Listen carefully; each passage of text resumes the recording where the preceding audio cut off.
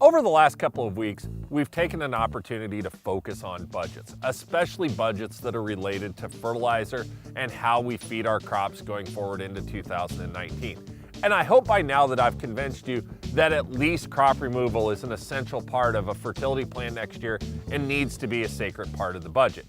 But this budget aspect has avoided some of the bigger ticket items, some of the ways that we can save money out there, and that is what I think we need to talk about today. I'm Keith Byerly, Precision Ag Manager at Central Valley Ag, and this is your agronomy focus video that corresponds with my article on the CVA website.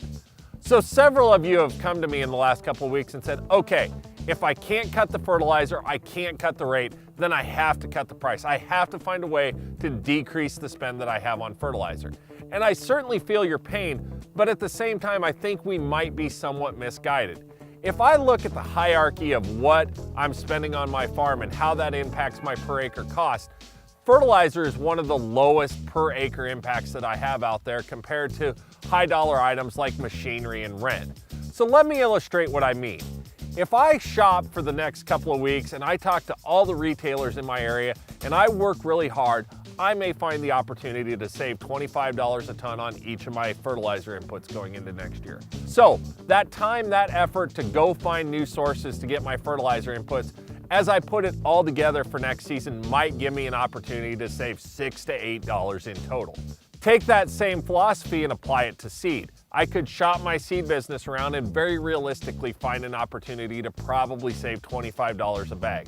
That $25 per bag expense for most of our growers that average about 32,000 population across all of their acres would equal a $10 per acre savings. All of these are real numbers and nothing to scoff at, but think about the costs that are associated with those savings when you're looking at it.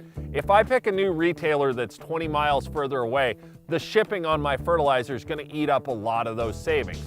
When I couple that with availability, product quality, and my trusted advisor knowing the products that I'm using out on my farm, it may well not be worth the effort that it takes to save those dollars.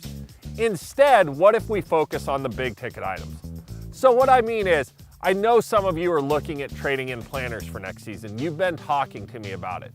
For those of you that are thinking about going to that high-speed planter to make your operations more efficient in the future, I know that if I go to my local implement dealer, I'm going to be looking at $100,000 to $120,000 to trade that planter in. If I make the decision instead to work with our ACS equipment team and outfit the planter you currently own to do the same things, I can probably do that for about 60 to 65% of the cost of trading that planter in.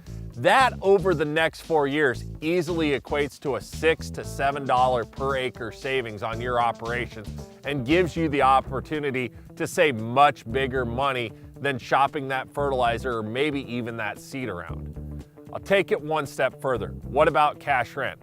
I know that a lot of you are going to laugh at this because it seems that there's always somebody ready to jump in and rent the ground if you're not willing to pay up. What if you had that conversation with your landlord? You went into it with some numbers, you talked about their land values, and you talked about how the commodity prices were suppressing your budget and said, now, I'm not asking you to give me all of that devaluation in your land value, but what if we split the difference at $15 or $20 per acre on cash rent for the next couple of years to help me out? So that really is my overall message today. We spend a lot of time and effort on the little pieces that don't add up to a lot of savings and tend to ignore the big pieces that could be more impactful for our budgets. Work with your trusted advisor and ask for somebody to audit what you're doing next year. Ask them to think about your capital expenses and how you might have an opportunity somewhere to save $10 or $20 an acre versus nickeling and diming some of the little items like fertilizer, chemicals, fungicides, and things like that that really only equate out to pennies or dollars per acre. Because at the end of the day, working on those big ticket items and focusing your efforts there is going to have a lot more impact on your license to operate in 2019 and beyond.